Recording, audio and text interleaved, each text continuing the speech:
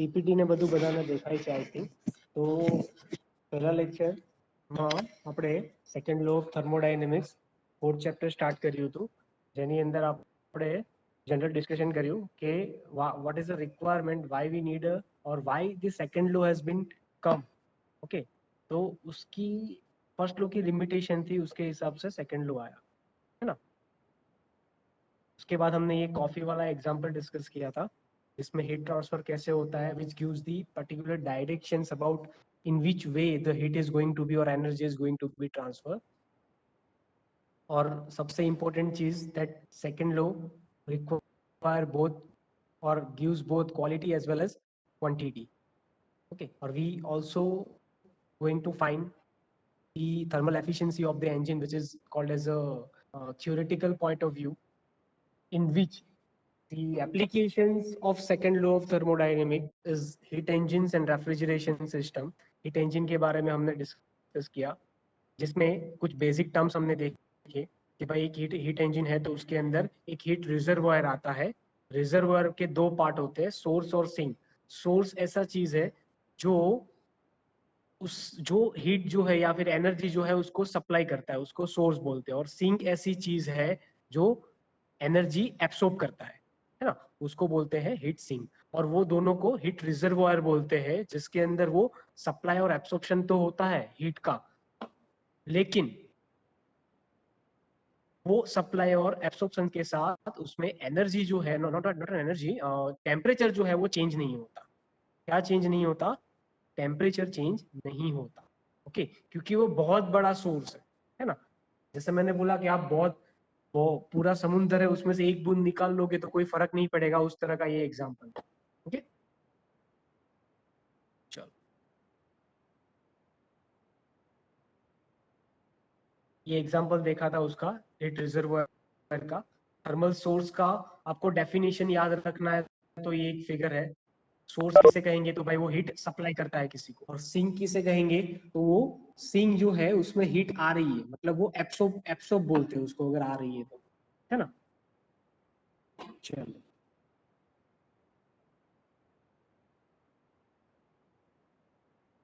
उसके बाद heat engine की बात की थी. हीट इंजन क्या करेगा? हीट को वर्क में कन्वर्ट करेगा. जैसे आपका आईसी इंजन है, आपका पेट्रोल, आपका बाइक का या गाड़ी का इंजन है, वो क्या करता है? केमिकल टू हीट और heat to work. Okay, so ultimately कहीं ना कहीं वहां पे हीट से वर्क में कन्वर्जन होता है. और उसमें जो फ्लूइड यूज होता है, जैसे आपकी गाड़ी में पेट्रोल यूज होता है, हमारी बॉडी में वेन्स के अंदर ब्लड पंप होता है. और अगर मैं स्टीम इंजन की बात करूं जो हमने रिसेंटली डिस्कस किया, तो उसके अंदर पानी या ऐसा कुछ यूज होगा, और पानी को बॉयलर में गर्म करके वो वेपर बनेगा, isn't it? So these are called as a working fluid. Okay, the purpose of working fluid is to transfer the energy in terms of heat. वो ट्रांसफर करेगा, है ना, टू और फ्रॉम द फ्लूइड. चलो I hope ये भी समझ में आ गया. अभी हम बात करेंगे थर्मल एफिशिएंसी. थर्मल एफिशिएंसी किसे बोलते हैं? Thermal efficiency is defined as a ratio of net work developed by an engine, बहुत ही इंपॉर्टेंट है, to an amount of heat supplied to it. Okay, it is generally output upon input. देखो efficiency means क्या होता है, आपने generally में भी सुना होगा. जनरल एफिशिएंसी का कुछ भी डेफिनेशन ऐसा.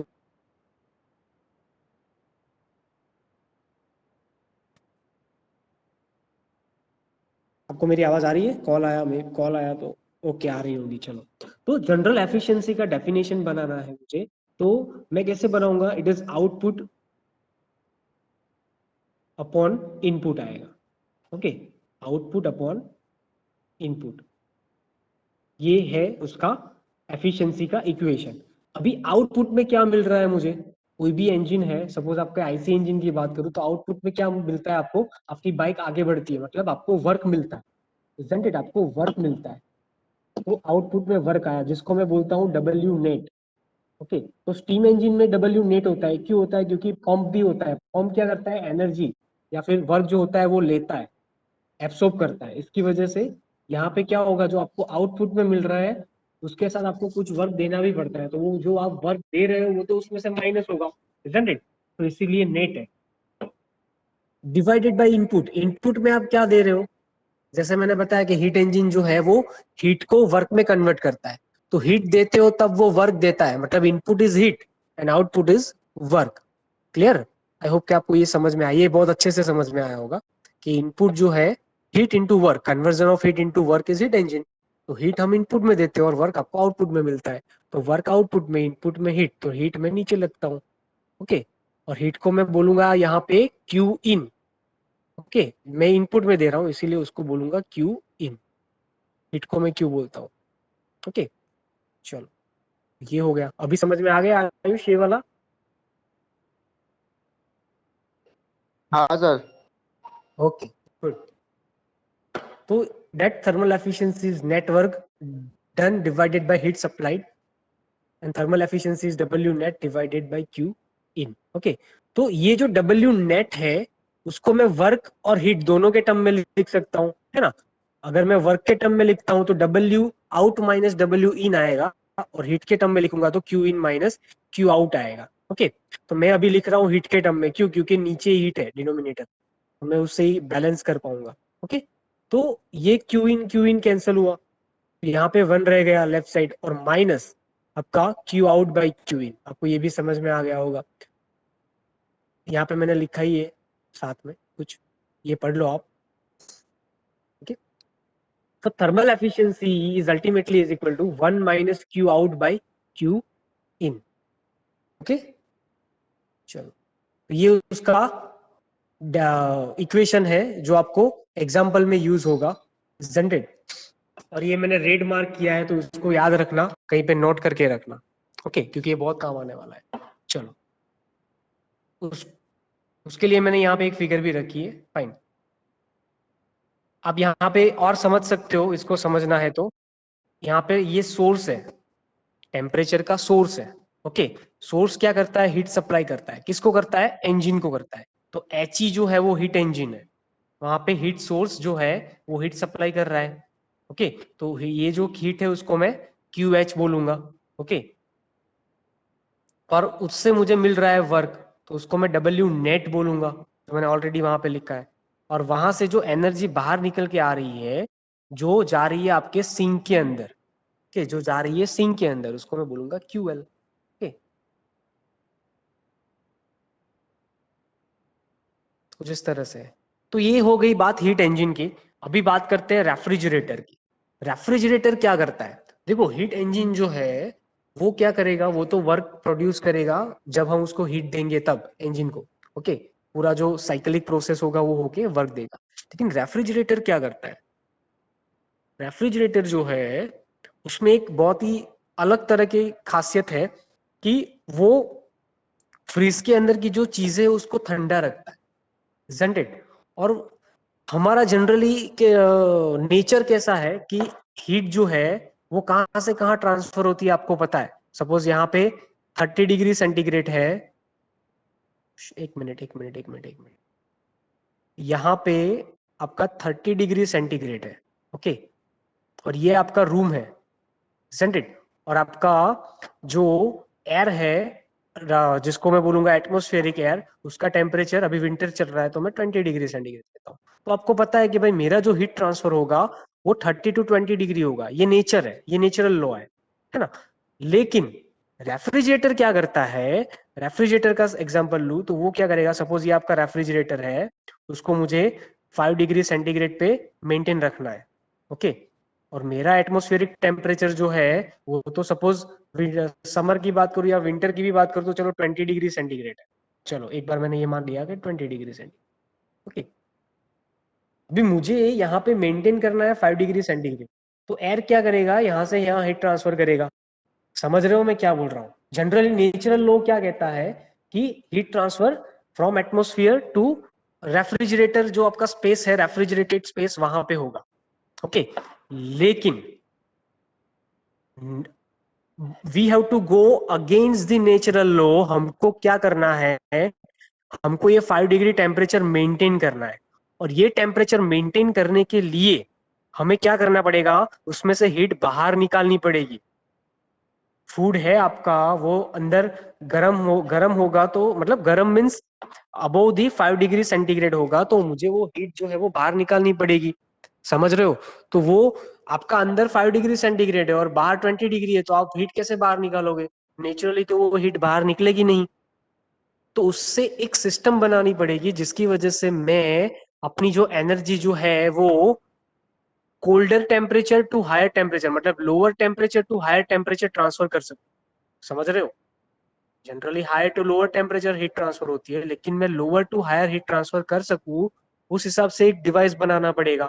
वो डिवाइस जो है उसको रेफ्रिजरेटर बोलते हैं। ओके, और पूरा सिस्टम जो है उसे रेफ्रिजरेशन सिस्टम बोलते हैं।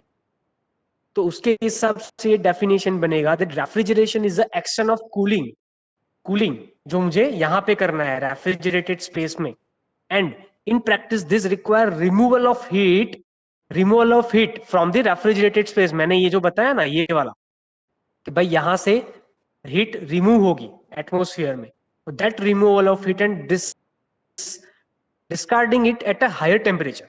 Higher temperature means your atmospheric temperature, मतलब यहाँ पे लोअर टू हायर टेम्परेचर आपका हीट जो है वो रिमूव हो रहा है। समझ रहे हो? सो यहाँ पे क्या होगा, उसके वजह से कूलिंग होगा। So that is a definition of refrigeration ultimately. आपको ये समझ में आया?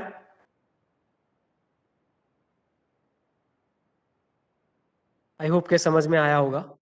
आगे बढ़ता हूं, नहीं समझ में आया तो मुझे स्टॉप करना। ओके, अगेन डेफिनेशन देखते हैं अलग तरीके से। एक सिंपल डेफिनेशन है, आपको ये आएगी एग्जाम में। Refrigeration is a science of moving heat from low temperature to the higher temperature region, to the higher temperature region. Okay, मैंने एक एग्जांपल दिया आपको नेचुरल लॉ वाला, उसके हिसाब से मैंने रेफ्रिजरेटर वाला एग्जांपल लिया और उसके ऊपर से हमने डेफिनेशन बनाया। तो आई होप के डेफिनेशन समझ में आ गया होगा। ओके, एंड रेफ्रिजरेटर्स, देखो यहाँ पे दो वर्ड है, एक रेफ्रिजरेशन है और दूसरा रेफ्रिजरेटर है। ओके, रेफ्रिजरेशन जो है वो एक साइंस है और रेफ्रिजरेटर जो है वो एक डिवाइस है। मतलब आपका जो फ्रीज बोलते हैं वो refrigerator. Okay, so these are cyclic devices and the working fluid used in the refrigeration cycles are called refrigerants. क्या बोलते हैं उसको? रेफ्रिजरेंट्स बोलते हैं। Okay, fine. आपके लिए एक क्वेश्चन है, आपको मुझे ये बताना है कि रेफ्रिजरेटर के अंदर रेफ्रिजरेंट जो होता है, मतलब कि वर्किंग फ्लूइड, वो कौन सा यूज होता है? You got the question? Question समझ में आ गया आपको? पटेल आयुष, शुभम पोद्दार।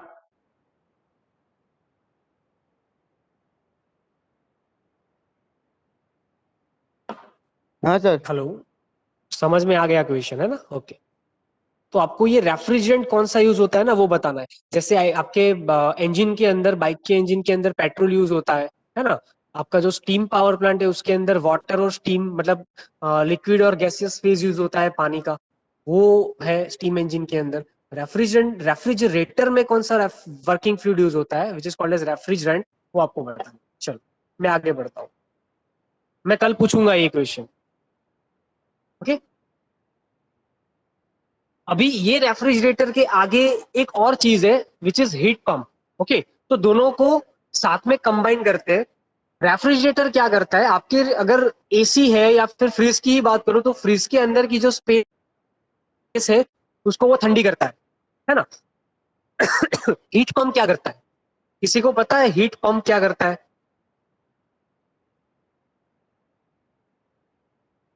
उसका जो वर्क, हाँ बोलो आयुष, बोलो बोलो बोलो। हेलो, हीट પંપ हाँ बोलो। એટલે જે હીટિંગ આપતું હોય એ નહીં હોય? શું? આ તમે જે હીટ પંપ નું જે કીધું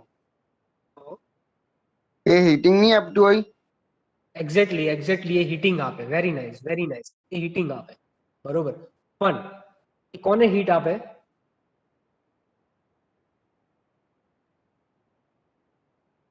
રૂમ ને હીટ આપશે, બરોબર। હું રેફ્રિજરેટરની જગ્યાએ હું શું કરું છું, જો એસી યુઝ કરું વર્ડ, હું યુઝ કરું છું વર્ડ એસી। એર કન્ડિશનિંગ વિશે તમને ખબર છે, બરોબર? એર કન્ડિશનિંગ, તો એર કન્ડિશનિંગ શું કરે? રૂમને ઠંડુ કરવાનું કામ કરે। It is the purpose of air conditioning is to cool the room temperature, okay, और मेंटेन दी रूम टेम्परेचर। और हीट पंप क्या करता है यहाँ पे? वही रूम जो है उसको गर्म करता है, जैसे आपने बताया ना कि हीटिंग करेगा तो उसको हीटिंग देगा। ओके, अभी दोनों का जो साइक्लिक सिस्टम है ना वो सेम है, दोनों का सेम है। लेकिन ये पहला वाला जो है वो आपका रेफ्रिजरेटर है ना? और दूसरा वाला जो है वो आपका हीट पंप है। ओके, रेड वाला जो मैंने बताया वो हीट पंप है, और ये जो है ब्लू वाला वो है आपका रेफ्रिजरेटर। ओके, उसमें जो वर्किंग एरिया जो है वो उसका ये वाला आता है, रेफ्रिजरेटेड स्पेस। ओके, और हीट पंप में उसका जो वर्किंग एरिया आता है वो है वार्म हाउस, मतलब रूम आपका। isn't it? कोई मुझे हीट पंप की एप्लीकेशन बताएगा, हमारे यहाँ पे यूज होता है या नहीं होता है, वो कहाँ पे कैसी जगह पे यूज होगा? अगर किसी के रिलेटिव फॉरेन में रहते हो ना, तो उनको पूछना, अगर यूरोप में रहते या यूएसए ऐसी जगह पे रहते हैं जहाँ पे ठंडी बहुत ज्यादा रहती है, या फिर कश्मीर है अपना, ओके, तो वहां पे वो लोग हीट पंप यूज करते हैं। क्या यूज करते हैं? Heat pump, which which is use to maintain a higher temperature. Okay, समझ रहे हो मैं क्या बोल रहा हूँ? All of you, Patel, Ayush, Shubham, हाँ सर। शुभम पोद्दार, हेलो शुभम पोद्दार, અવાજ નથી આવતો તારો, નથી આવતો અવાજ તારો, કઈ નહીં, ચલો વાંધો નહીં. So this is all about refrigerator, heat pump and heat engine. Okay, हमने तीन चीज देखी, हीट इंजन, ओके आ गया सर समझ में, okay fine fine, good good. तो heat engine, refrigerator and heat pump. Okay, ये फिगर जो है मैं आपको ये पीपीटी भेज दूंगा, ये देख लेना, बहुत ही अच्छे से मैंने बनाया है, मेहनत की है थोड़ी, और आप उसको फिगर को देखोगे तो बहुत ही अच्छे से, मतलब वो बनी है, आपको समझ में भी अच्छे से आ जाएगा उसके राइटअप के हिसाब से. ओके, तो यहाँ पे आप देखोगे मैंने क्या लिखा है, from higher temperature region to lower temperature region. मैंने शुरुआत से स्टार्ट किया है कि हीट जो है वो जनरली जहाँ पे इंक्रीज टू डिक्रीज होता है टेम्परेचर वहां पे जाती है, मतलब हायर टू लोअर टेम्परेचर, मतलब कि वो higher to lower temperature region में जाएगी, और उसका रिवर्स प्रोसेस जो है उसके लिए हमको कुछ एक्स्ट्रा एनर्जी देनी पड़ेगी. तो आप यहाँ पे देखोगे तो हमने कुछ वर्क जो है वो इन किया है, समझ रहे हो?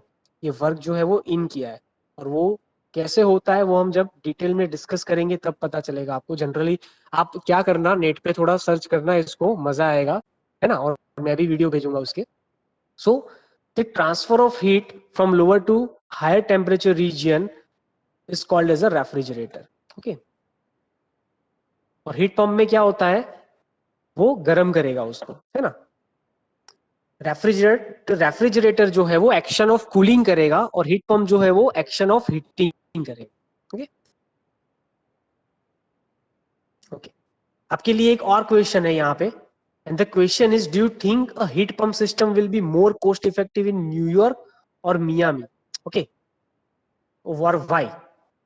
हीट पंप सिस्टम कहाँ पे ज्यादा वर्क करेगी वो आपको बताना है, और क्यों, ऐसा क्यों, है ना. मैं आपको एक ऐसा एक रिलेटेड और एक क्वेश्चन देता हूँ, नोट करना है तो कर दो.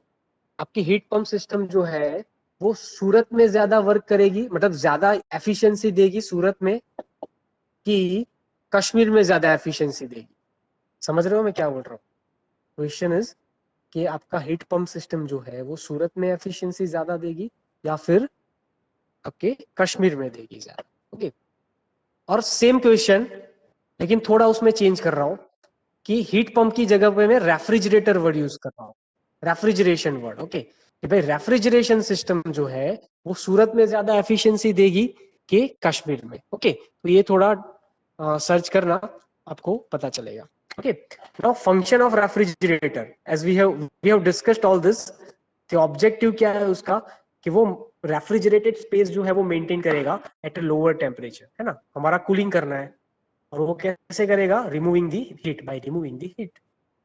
फंक्शन ऑफ हीट पंप उससे उल्टा रहेगा, और वो क्या करेगा, मेंटेन दी हीटेड स्पेस. देखो, हीटेड स्पेस कि यहाँ पे क्या था, रेफ्रिजरेटेड स्पेस था, at a higher temperature, at a higher temperature, तो यहाँ पे लोअर टेम्परेचर. और देखो एक और चीज, हमने हीट इंजन डिस्कस किया यहाँ पे, ये हीट इंजन डिस्कस किया ना हमने, ये वाला,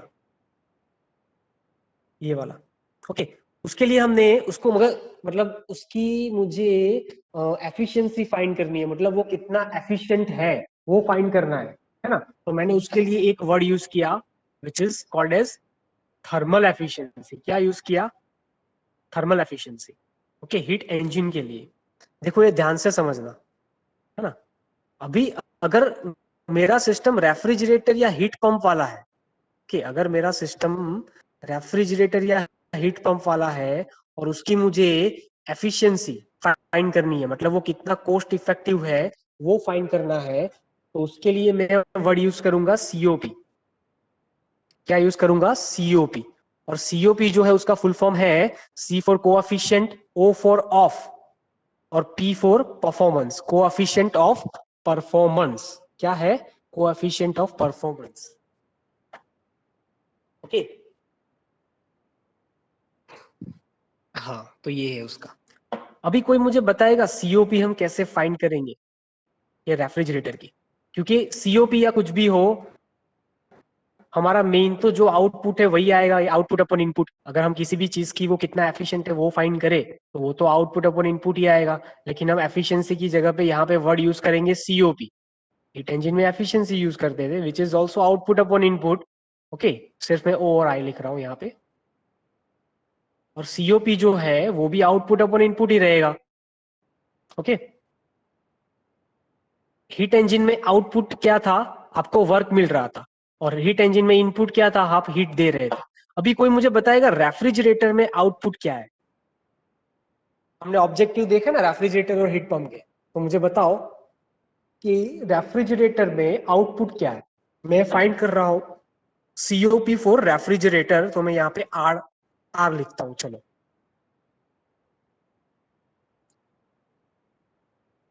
अपने फ्रेंड को बता देना कि मैं ये लेक्चर्स रिपीट करने नहीं वाला हूं, है ना।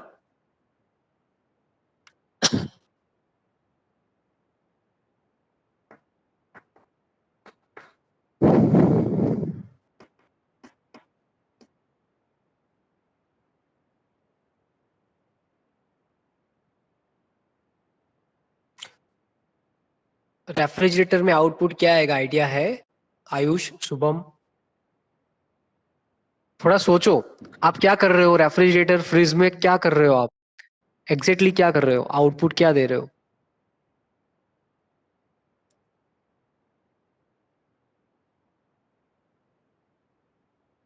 आप रेफ्रिजरेटर में क्या करते हो मैं बताता हूँ। चलो, रेफ्रिजरेटर में आपका फंक्शन क्या है? आपको फ्रिज के अंदर लोअर टेम्परेचर मेंटेन करना है ना। मतलब कि ये जो आपका, एक मिनट में अलग पेन यूज करता हूँ, ये जो आपका रेफ्रिजरेटेड स्पेस है पूरा, ये आपको जो दिख रहा है वो, ये रेफ्रिजरेटेड स्पेस का टेम्परेचर आपको लोअर रखना है। ओके, तो यहाँ पे उस हिसाब से आउटपुट आएगा।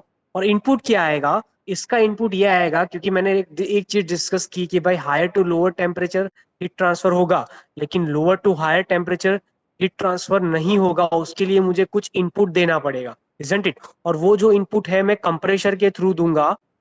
समझ रहे हो? कंप्रेशर के थ्रू दूंगा। ओके, तो उसको मैं बोलूंगा डब्ल्यू इन। समझ रहे हो? या फिर डब्ल्यू नेट बोलूंगा, जो भी है वो, isn't it? तो ये मेरा इनपुट और आउटपुट उस हिसाब से बनेगा। तो हम देखते हैं क्या होता है। ओके, और यहाँ पे रेफ्रिजरेटेड स्पेस पे मैं टेम्परेचर मेंटेन करने के लिए कितना आउटपुट दे रहा हूं, तो वो आउटपुट कितना आ रहा है रेफ्रिजरेटेड स्पेस से? क्यूएल आ रहा है। देखो आपको दिख रहा है ये क्यूएल। मैंने पीपीटी और चीजें ऐसे मेंटेन की है कि आपको सीधा पता ही चल जाएगा आउटपुट क्या है और इनपुट क्या है। देखो ये आउटपुट तो मैंने बताया। अभी सिस्टम में इनपुट क्या हो रहा है ये देखो, ये सिंबल जो है वो इन बता रहा है, तो ये इनपुट हो गया ना आपका। समझ रहे हो मैं क्या बोल रहा हूं? तो उस हिसाब से आपका बनेगा हीट पंप में भी। हीट पंप में इनपुट आप वर्क इन दे रहे हो, isn't it? और आउटपुट आपको क्या मिलेगा? क्योंकि आप हीट जो है वो ये रूम को हीट दे रहे हो, तो उस हिसाब से क्यूएच आएगा, isn't it? आई होप कि आपको ये समझ में आया होगा। अभी हम सीधा सीओपी की ओर बढ़ते हैं। ये आपका सेम जो ये टॉपिक है ना, ये फिफ्थ सेम में आएगा, सेम टॉपिक, ये पूरा रिपीट होगा। ओके, चलो। तो COP for refrigerator desired output upon required input। Output क्या है, कूलिंग इफेक्ट। आपको क्या करना है, एक्शन ऑफ कूलिंग, मैंने बताया ना आपको रेफ्रिजरेटेड स्पेस में कूलिंग करना है। वो कूलिंग करने के लिए आप ये क्यूएल जितनी हीट जो है वो उसमें से निकाल रहे हो, समझ रहे हो, उतनी हीट निकाल रहे हो आप। और वो हीट निकालने के लिए आपको कुछ वर्क देना पड़ेगा, और वो वर्क कितना है, डब्ल्यू इन। ये वर्क क्यों देना पड़ेगा, मैं अगेन रिपीट एंड रिपीट बता रहा हूँ, ये वर्क आपको इसीलिए देना पड़ेगा क्योंकि आप लोअर टू हायर टेम्परेचर में हीट ट्रांसफर कर रहे हो, मतलब 5 डिग्री टू 20 डिग्री कर रहे हो फॉर एग्जाम्पल। ठीक, तो ये नेचुरली नहीं होता है, इसके लिए आपको कुछ वर्क देना पड़ेगा, that is why it is a work input. So ultimately COP for refrigerator is equal to QL divided by W net in. Now same COP for the heat pump, लेकिन आपको वहां पे आउटपुट में heating effect दे रहे हो, है ना, और हीटिंग इफेक्ट देने के लिए आप वो जो हीट है वो सिस्टम से देते हो, इसीलिए यहाँ पे क्यू एच आएगा। ओके, और वर्क इनपुट तो सेम रहने वाला है क्योंकि मैंने बताया रेफ्रिजरेटर और हीट पंप का साइक्लिक सिस्टम जो है वो सेम है, सिर्फ उसका ऑब्जेक्टिव या जिसको फंक्शन बोलते हैं वो अलग है ना। So COP of HP is Q H by W net.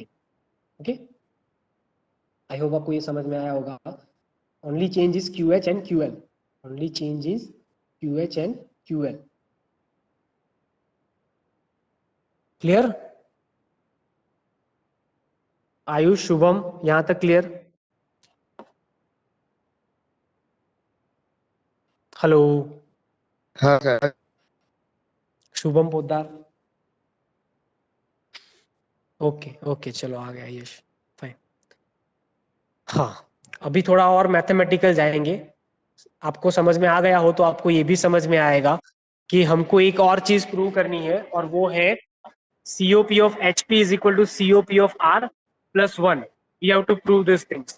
Okay, तो मुझे, मैं कैसे प्रूव करूंगा कि भाई COP of R जो है वो मुझे पता है, which is QL by W net in. COP of HP भी मुझे पता है, और W net in मुझे पता है, जो हमने पहले प्रूफ किया जब मैंने स्टीम इंजन वाला बताया था ना। उसके साथ यहाँ पे थोड़ा अलग आएगा, वो स्टीम इंजन वाला था, हीट इंजन वाला था। यहाँ पे क्या आएगा वो हम देखते हैं। QH माइनस QL लिखा है। ओके, वो कैसे आता है वो मैं आपको बताता हूँ।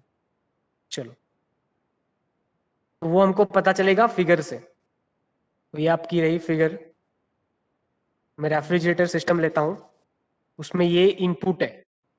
ओके, ये भी सिस्टम में इन हो रहा है, दो इन है, और ये जो है वो आउट है। और आउट क्या है आपका QH, और इन क्या है QL और W नेट इन। ओके, तो मैं क्या करता हूं, जैसे हमने वो फर्स्ट लॉ ऑफ थर्मोडायनेमिक्स पढ़ा था, उसमें जो इन होते थे ऐसा करते थे ना, तो उसमें एक सिंपल चीज करते हैं, जो इन हो रहे हैं उसको मैं अभी प्लस बता। ओके, सो QL प्लस W नेट इन, में इसको सिर्फ अभी इन लिखता हूं, इज इक्वल टू QH। ये बाहर जा रहा है तो ये अलग हो गया, ये अलग हो गया, है ना, दो अंदर है एक बाहर है। अभी W इन को मैं अलग करता हूं तो QL मेरा इस साइड जाएगा तो माइनस हो जाएगा। So ultimately W in is equal to QH minus QL हो गया।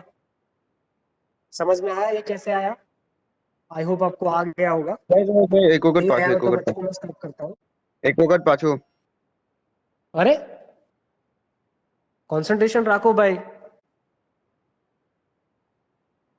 એક આ ઇન છે, એક આ ઇન છે, અને આ જે છે આઉટ છે, બરોબર? તો W in plus QL A input છે, તો એને એક સાઈડ લખવાનું, which is equal to QH. Okay, so W in plus QL is equal to QH। W in को करता बनाना है तो QL राइट साइड चला जाएगा, so W in is equal to QH minus QL। Okay, चलो कहाँ गया, ये रहा। तो ये आया आपका QH माइनस QL। अभी मैं क्या करता हूं, ये जो COP ऑफ R है उसके अंदर ये जो W नेट मिला QH माइनस QL, उसको मैं यहां पे लिख देता हूं। सो COP ऑफ R क्या आएगा मेरा, COP ऑफ R क्या आएगा अभी मेरा, वो आएगा QL divided by W net, इनकी जगह पे ये वाला, so QL divided by QH minus QL। Okay, और मुझे प्रूव करना है COP of R plus one is equal to COP of HP. तो मैं ये COP of R plus one जो है उसको उसके अंदर ही मैं सीओपी ऑफ आर की वैल्यू रखता हूँ। Okay, so COP of R plus one, उसके अंदर सीओपी ऑफ आर की वैल्यू, वो वैल्यू आएगी QL divided by W net in is equal to QL divided by QH minus QL। तो मैंने वैल्यू पुट ऑन की, प्लस वन का तो वही रहेगा, इसका लसा ले लेते तो ये इस साइड चला जाएगा, इजंट इट, और उसकी वजह से मुझे ये वाला मिलेगा, QL QL कैंसिल होगा। ओके, और अभी क्या रह गया, अभी रह गया सिर्फ और सिर्फ QH divided by QH minus QL। Okay, तो ये QH divided by QH minus QL जो है उसको मैं QH divided by W net in लिख सकता हूं। Got it? और उससे मुझे क्या मिला, ये जो है वो COP ऑफ HP की वैल्यू है। So ultimately COP of HP is equal to COP of R plus one. Okay, तो इसका मीनिंग क्या हुआ, मैंने क्लास में नोट लिखा है, इसका मीनिंग ये हुआ कि COP ऑफ HP जो है वो हमेशा COP ऑफ R से वन, COP ऑफ R से ज्यादा रहेगा, क्योंकि COP of R plus one है। Okay, in case COP of R zero भी है तो भी COP ऑफ HP कितना होगा, वन होगा। आई होप आपको ये भी समझ में आया होगा। So the value of COP for HP is always greater than one, always. Okay, क्योंकि COP ऑफ R जनरली कभी जीरो नहीं होता है, प्रैक्टिकली सोचे तो। ओके, यहां तक कुछ नहीं समझ आया हो तो बताओ। समझाइए sir. Shubham Poddar, anything?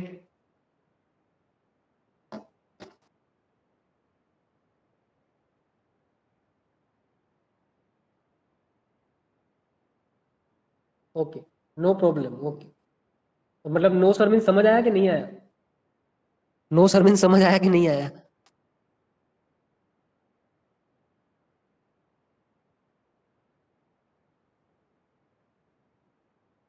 Okay okay okay, good, आ गया। Okay, now a very important theory, very important. देखो ये चैप्टर में अगर बहुत ही कंक्लूडिंग कुछ थ्योरी है जो आपकी एग्जाम में भी आ सकती है और प्रैक्टिकल बेस पे भी इंपॉर्टेंट है, तो ये कैल्विन प्लांक स्टेटमेंट है, उसके बाद क्लोशियस स्टेटमेंट है ना, उसके बाद ये equivalent between Kelvin Planck and Clausius statement है, उसके बाद में हमने जो हिट रिजर्वायर पढ़ाया, ये COP पढ़ाई, ये सब चीजें एक एक मार्क्स में आती है डेफिनेशन में। कैल्विन प्लांक स्टेटमेंट भी दो दो मार्क्स में आता है आपका। ओके, लेकिन ये इक्विवेलेंट वाला जो है वो आपके 4 या 3 मार्क्स में आएगा। उसके बाद एक एंट्रोपी वाला टॉपिक है जो बहुत ही लास्ट टॉपिक है आपका सेकंड चैप्टर का, वो बहुत इंपॉर्टेंट है। तो अभी 4-5 थ्योरी कुछ ऐसी है जो आपके लिए बहुत इंपॉर्टेंट है। One of which is Kelvin Planck statement and Clausius statement. ये इसका जो पूरा फंडामेंटल है ना सेकंड लॉ का, ये कैल्विन प्लांक और क्लोसियर स्टेटमेंट है, क्योंकि this statements are called as a second law of thermodynamics. Okay, so Kelvin Planck statement is for the heat engine. देखो हमने दो चीजें देखी अब तक, हमने बेस देखा, अगर मैं आपको सीधा कैल्विन प्लांक पे ले आता तो आपको समझ में नहीं आता, इसीलिए हमने दो चीजें बेस देखी, जिसमें एक था heat engine, and for the heat engine second law of thermodynamics is a Kelvin Planck statement, and another one is refrigerator and heat pump देखा हमने, और उसके लिए जो सेकंड लॉ का स्टेटमेंट बनेगा वो बनेगा क्लोसियर स्टेटमेंट, इजंट इट? तो ये दो चीजें हम पढ़ेंगे। तो एक बार स्टेटमेंट देख लेते हैं, आप लोग देख लो स्टेटमेंट, उसको कल कंटिन्यू करेंगे।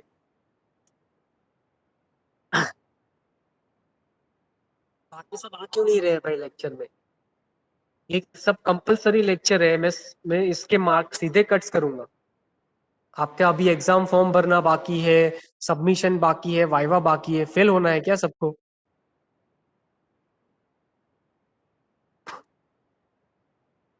आप फिफ्थ सेम का देख लो, हमने सबको फेल किया है, आपको कॉलेज पे आके देखना हो तो देख लो।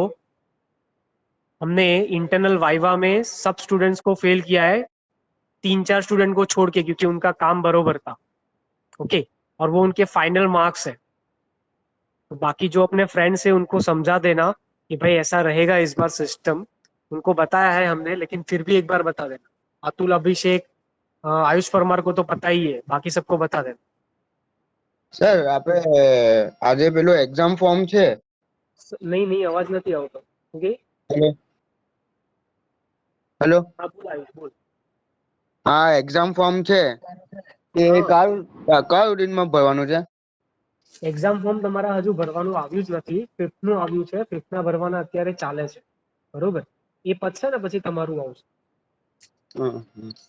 એ લોકોની એક્ઝામ બી આવી ગઈ છે. 15 ડિસેમ્બર પછી આવશે. ટાઈમ ટેબલ એક્ઝેક્ટલી નથી આવ્યું અત્યારે, પણ 15 ડિસેમ્બર પછી સ્ટાર્ટ થશે, બરોબર. Okay sir. હા હા, બીજું કોઈ ક્વેશ્ચન પૂછવું હોય તો પૂછી લો. તો સર પેપર વાયવા બાકી હોય કઈ તમારી. તારીખે થશે? શું વાયવા વાયવા બધું તમારું પતી ગયું ભાઈ, એ બધો ટાઈમ ચાલ્યો ગયો. હવે તમને તમે પહેલા કહેતા હતા ને સેમમાં કે આવશે ને, વાયવાનું બીજું શું કરીએ? હા,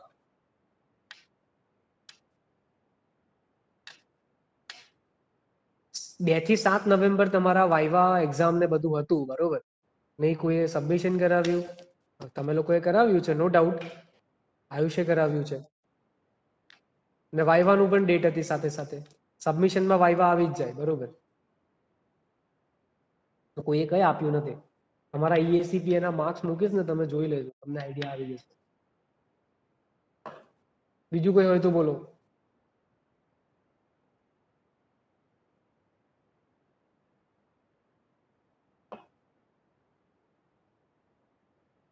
ओके चलो, ये लेक्चर एंड करते हैं।